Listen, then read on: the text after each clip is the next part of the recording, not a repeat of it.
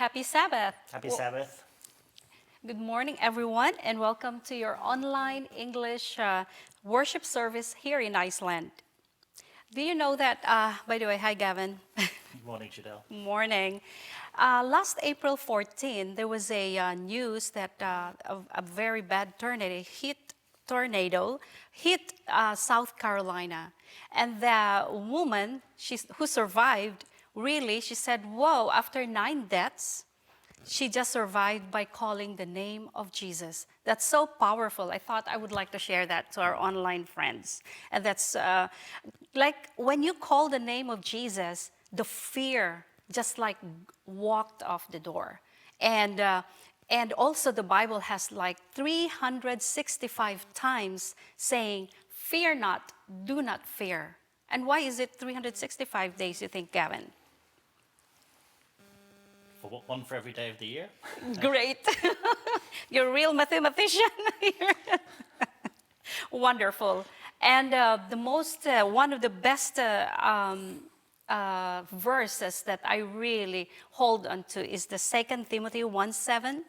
For God has not given us the spirit of fear, but of power, of love, and of a sound mind. See, when fear is there, it takes away all your being clear in your mind. But when fear is not there, you are able to do things. You are grateful to God. You are bold enough to say, even call the name of Jesus. So, well, I think, I've been thinking a little bit about this recently, that we have all of those promises. yes. But unless we believe them, unless we trust God, they're just sitting there on the shelves. Exactly. And so we might find ourselves, as people have very recently, including the tornadoes, in some terrible situations, and it doesn't look like God is with you, but He is, and His Amen. promises are still valid. Amen. And also, this is our 5th Sabbath that we are doing the online English service. And it's because of the COVID-19, and which is very scary. At times, when I don't look at the news, don't watch it, don't hear it, I'll just say, I think everything is good. Nothing really so scary about this. But then when you feel again when you hear again some bad news and some things, and you'll say, oh, then stress comes and, take over your thoughts. So I would like to encourage everyone, knowing that our God is our creator as well. Most and foremost, He is our creator, and He knows exactly who we are and what we are in front of Him, who we are in front of Him. Let's pray. Do you have any more thoughts, Gavin? I think we're good for now. Yes, let's pray. Dear Jesus, thank you so much for just calling upon your name. There is power. Thank you for your promises in your word to fear not. 365 times you said it. Even just for one day, we claim it. Lord, as what Gavin said, it we need to have that to believe in God, to believe in Jesus, who died for us, who has forgiven our sins, and He rose again, and that's why we celebrated the Easter as well. And Lord, you are praying in intercessory for us. Thank you that you know our hearts. And bless this worship service, oh God. This is for your glory. Thank you, Holy Spirit, for your presence. In Jesus' name, amen. Amen. The hymn that we're going to sing is All of Our Creatures, is that God has made us and He is our King. I would like you to join us and sing with us.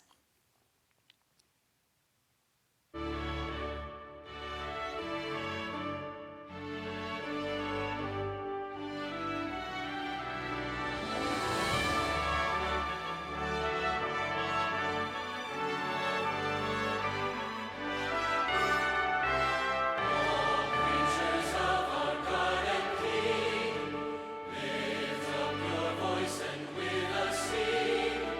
Alleluia.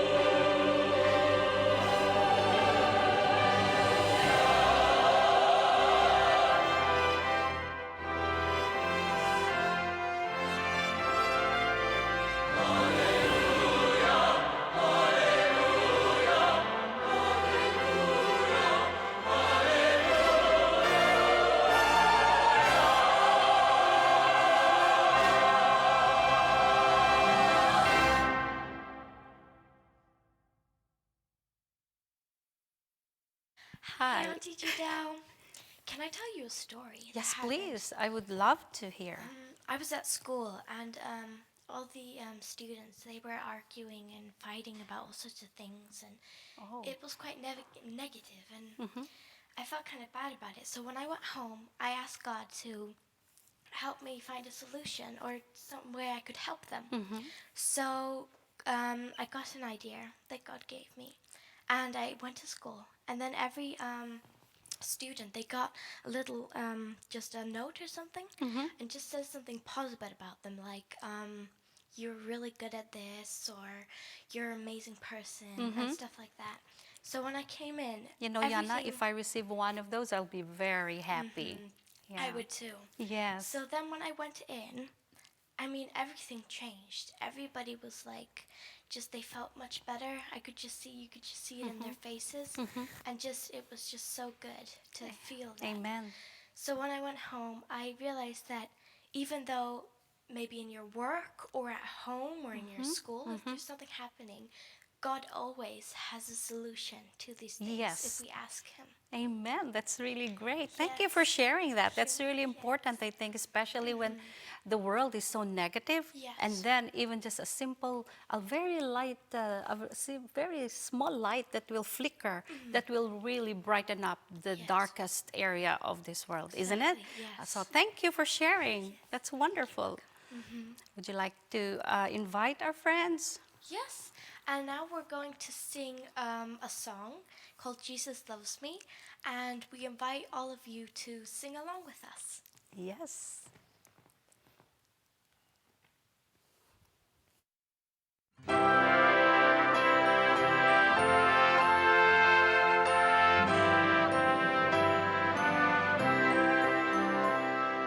Jesus loves me, this I know, for the Bible tells me so. Little ones to Him belong,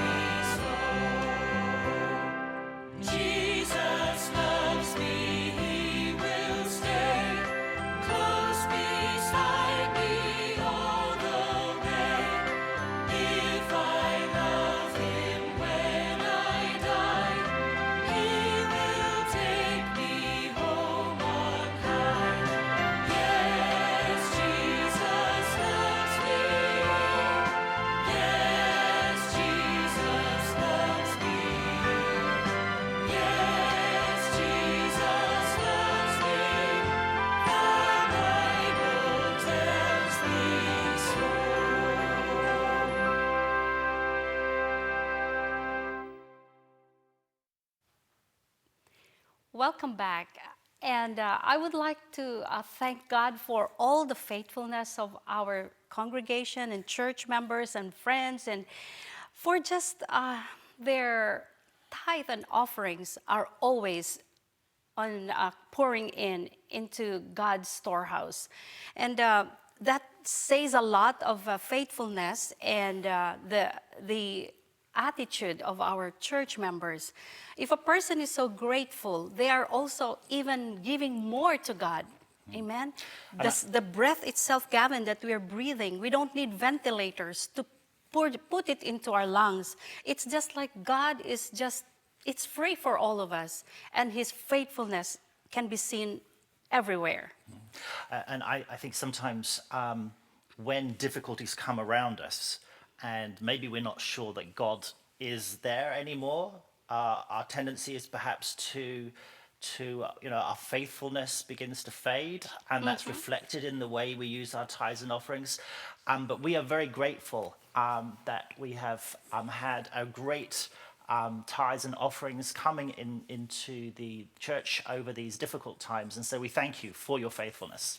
Amen. And also, for this time, I would like to encourage everyone, because our offerings needs to be strengthened as well. This is our local church budget that needs to be maintained.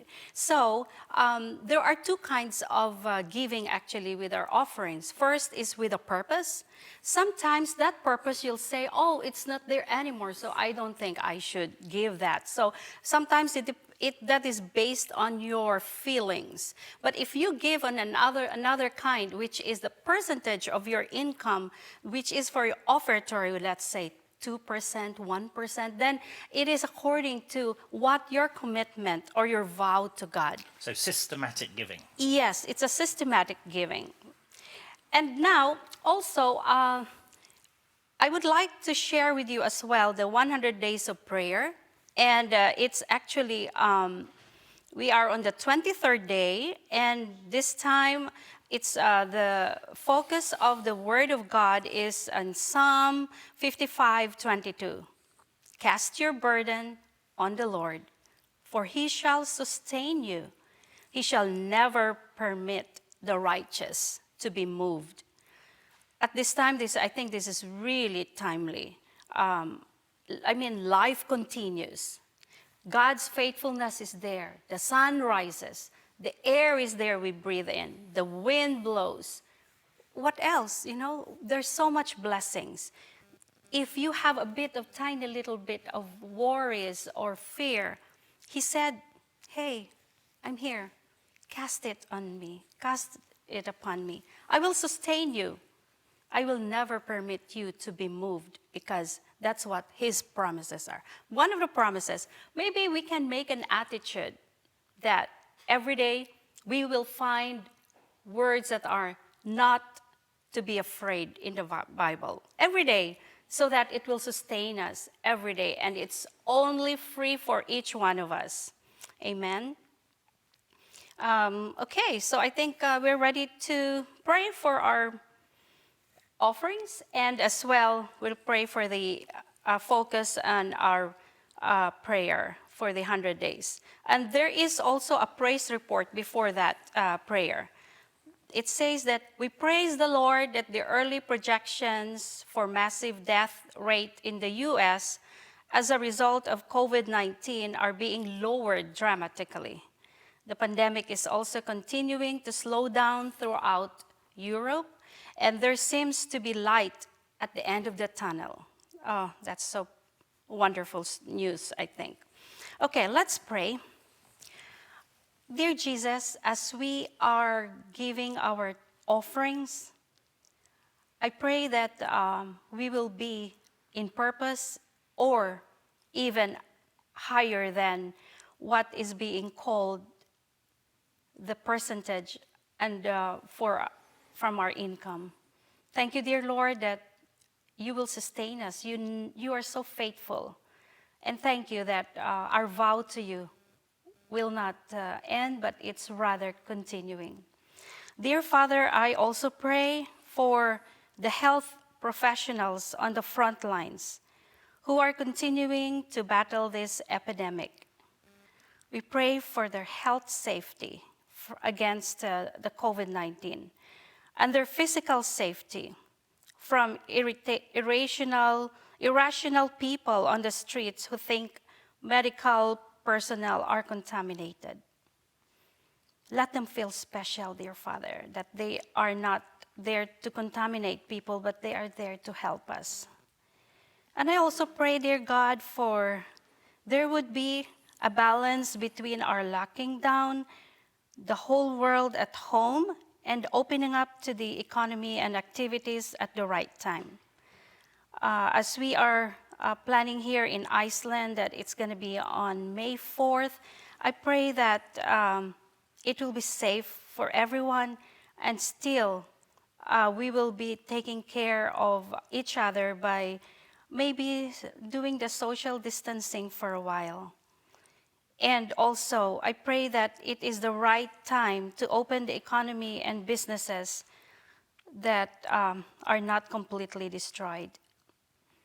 And dear Father, I pray as well for the many organizations, the small businesses who are suffering financially as a result of the lockdown. I pray that people would find ways to help support small businesses so they don't go under.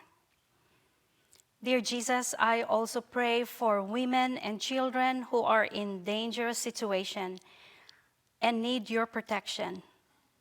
Pray that we will be able to reach out to the vulnerable and weak ones in our own community.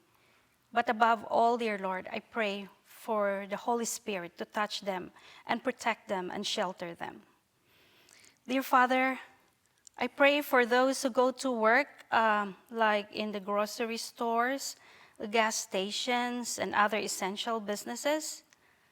I pray that you would protect them from getting the coronavirus as they deal with many people coming for services. Lord, we trust you. Thank you. In Jesus' name I pray. Amen. Amen. Well, we have been talking about faith and praying about faith, singing about faith, which is so critical at a time when God may not appear to be around. And of course, in these times, the tendency is perhaps to, because we forget that God is there or we don't see him, that our faith begins to fade away. And of course, it's also in this context that we are continuing to look at Abraham and his story. Now, in the book of Hebrews, which is the faith chapter in the Bible, Abraham has more lines of text than any other person. He is a great man of faith. He is someone that Christians, Muslims, and Jews all look to as a very significant person. But yet, when we actually look at his story in detail, his faith may not always be as strong as it may seem, or as easy as it may seem. In the first sermon in this series, we looked at Abraham and how he was called to go to the promised land, but yet for many years he gets stuck halfway in Haran. And God has to appear again a second time to encourage him to go the full way to Canaan. In the last sermon of the series, we then looked at Abraham the liar and how he lies his way in Egypt with Abimelech in a story later in the chapter because he's scared of his life. And so he's lying that his wife is actually his sister because he doesn't want anyone to kill him because they want to steal his wife. So we're not looking at Abraham because he's a man of particular flaws and we want to point those out, but rather to recognize that the life of faith is a difficult journey. It's not easy, it's not automatic, and in just the same way that Abraham struggled and he messed up, so we also struggle and mess up. And the important lesson that we are trying to unpack as we go through is that while Abraham messed up, he got back on track. When we come to periods in our own lives where we mess up and we may wonder whether God's promises are still certain for us because of what we just did yesterday or last week, we see in his story that we can get back on track. God's promises are still true. God is still faithful to us.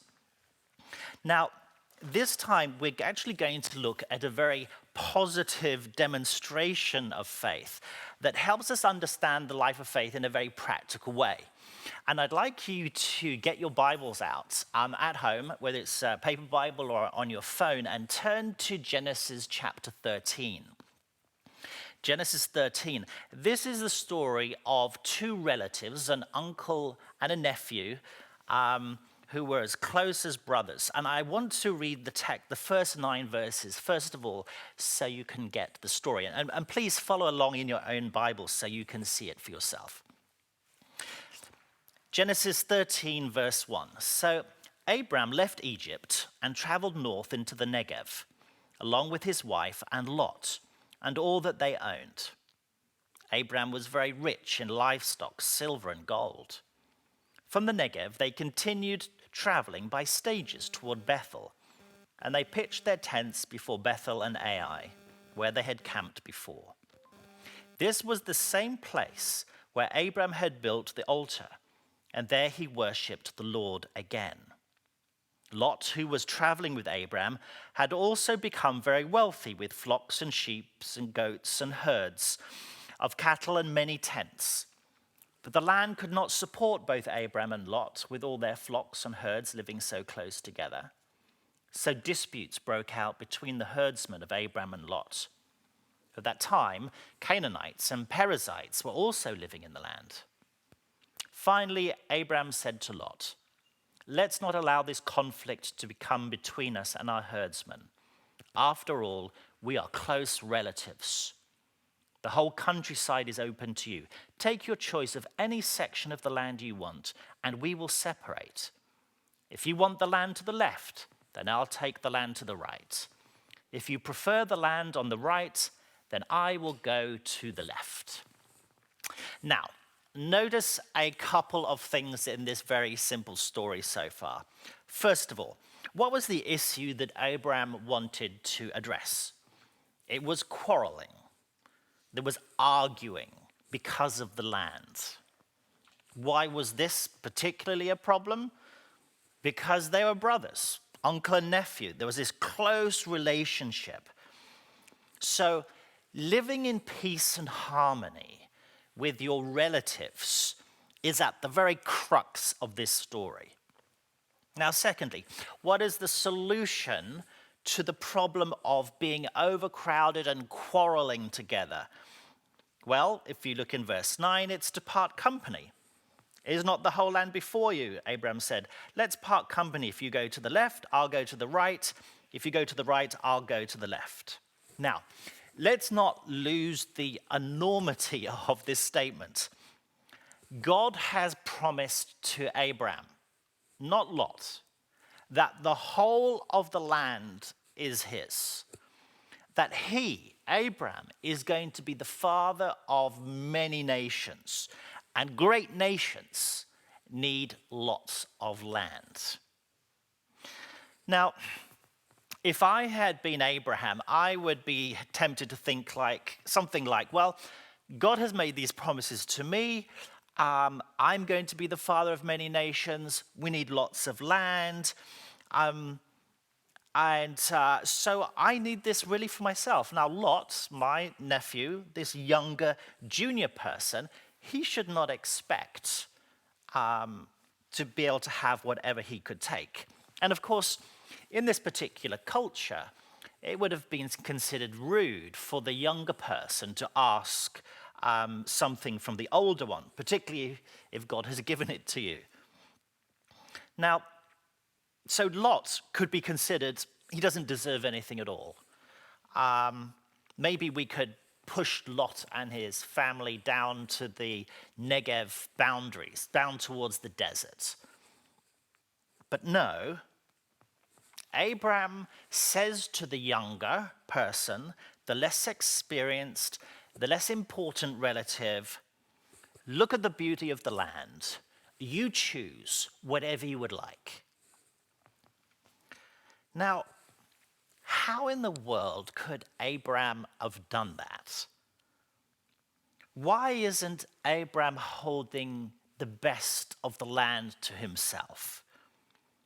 Abraham was heir, promised, the heir to the promises of God, where God had given him everything. I would suggest that the only way that Abraham could have made such an offer to Lot, take whatever you like all around, is because Abraham trusted God with his whole heart.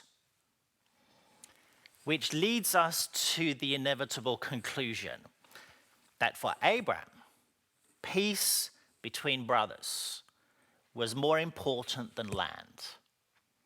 Peace between brothers was more important than wealth. Peace between brothers was more important than building his reputation in the land. Abraham didn't need to fight for anything that God had promised because God had promised it to him, and he would have everything that he would need. Now, look down again at your Bibles. I'm going to continue reading in the story from verse 10 to 13. Lot took a long look at the fertile plains of the Jordan Valley in the direction of Zoar. The whole area was well watered everywhere, like the garden of the Lord or the beautiful land of Egypt. This was before the Lord destroyed Sodom and Gomorrah. Lot chose for himself the whole Jordan Valley to the east of them. He went there with his flocks and servants and parted company with his uncle Abraham. So Abraham settled in the land of Canaan and moved his tents to a place near Sodom and settled among the cities of the plain. But the people of this area were extremely wicked and constantly sinned against the Lord. Unfortunately, Lot thinks very differently to Abraham. Lot looks around at what is most beautiful to his eyes, and he chooses that. I'm going to take what looks to be the most prosperous. This looks good to me. Now, of course, when Abraham made that offer to Lot, within the culture, Lot should have returned the offer back to Abraham and say, you choose because you were the older. And Lot would have known very well what the surrounding cities, the people of Sodom, were like, but it looked good to him and he went for it. So one man chose what looked good for himself, looked good to his own eyes. The other man yielded the choice to an inferior because he did not choose with his eyes. Abraham trusted God with his heart. Now, the moment Abraham gave Lot the choice, guess what happens? God appears again. And what does God say? Well, look at the next bit of the story.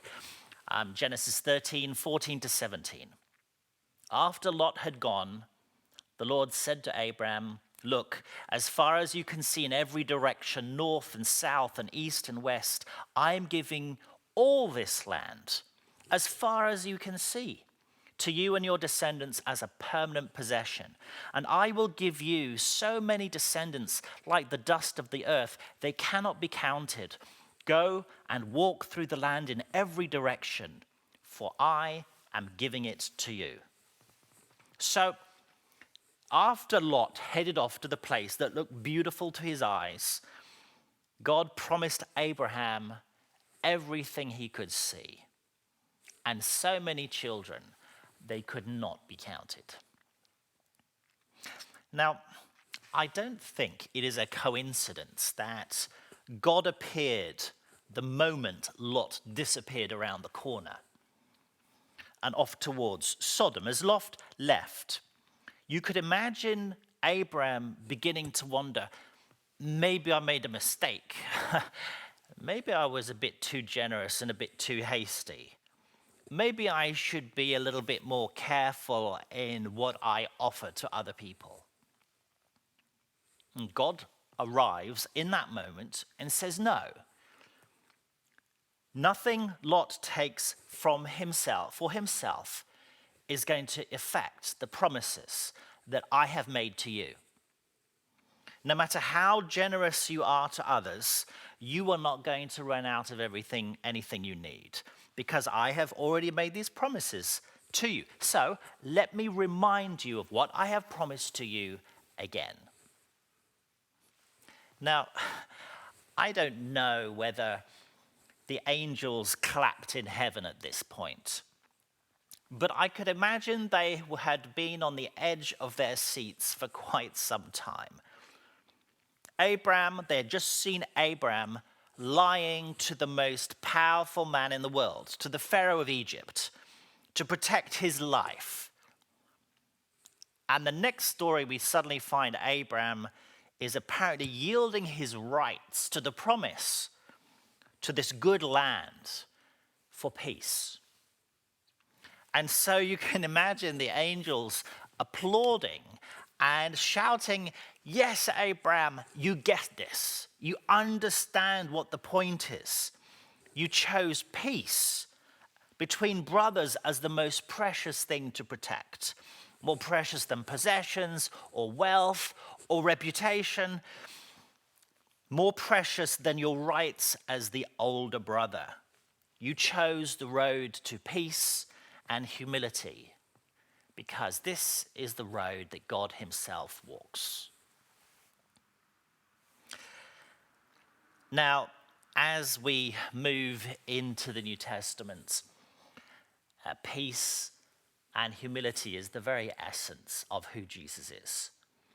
And of course, we've just recently celebrated Easter, where we see what Jesus did for us in dramatic ways in order to bring us peace. He did it only in the way possible, through giving up his rights, humbling himself by taking the nature of a servant, but further than that, by dying on a cross. But without faith, it is impossible to live like this. So I'd like to remind you and myself this morning to renew our faith in the promises that God has made to us. You see, the thing is this, we don't have to fight each other to experience God's will. We don't have to fight the members of our family to get what God wants for us. We don't have to fight the members of our church family to get what God wants for us. Like Abraham, it's about trusting the God who is in charge. And because of that trust, we are therefore able to have a generous grace, a gracefulness with each other. For God's promises to all of us will be fulfilled when we trust God. We're going to sing a hymn now. It's a hymn of the love of the Father towards us, a love which makes a generous faith possible. How deep the Father's love for us. Please join together as we sing this now.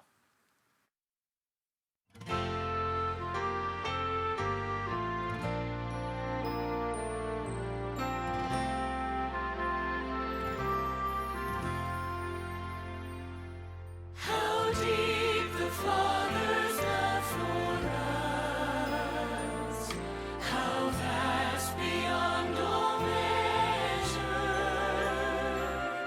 that He should give His only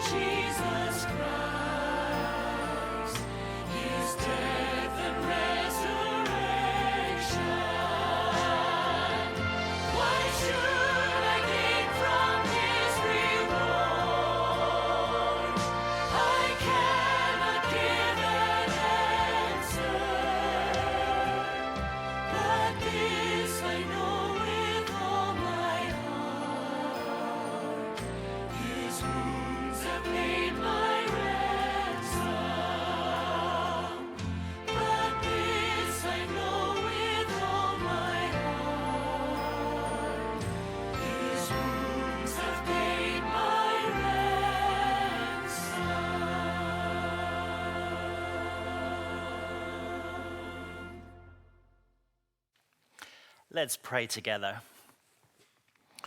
Father in heaven, thank you so much for this incredible love. And with this love comes your promises. And your promises cannot be snatched away from us as we trust you. Father, the temptation sometimes in our carnal hearts is to fight for the things that we think we need and we want. And that becomes ugly and it doesn't represent you. And this is the whole point with Abraham, that God was looking for someone to represent him, not just do great things for him.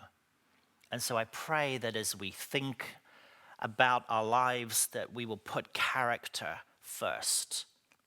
We'll put peace and harmony before getting what we think we deserve. Because as we trust you, we represent more fully the graciousness, the loving kindness of the Father. We pray this in Jesus' name. Amen. I'd like to remind you that if you're following on social media and there's someone else that you think could be helped by what you have heard today, you can just share the link, share the post to your social feed or to someone in particular. And now we're going to, well, at 12:15, we'll be separating into classes. And again, there is one Zoom link that is in the description that will appear on the screen. It's also found on Facebook and in Kirkefretter.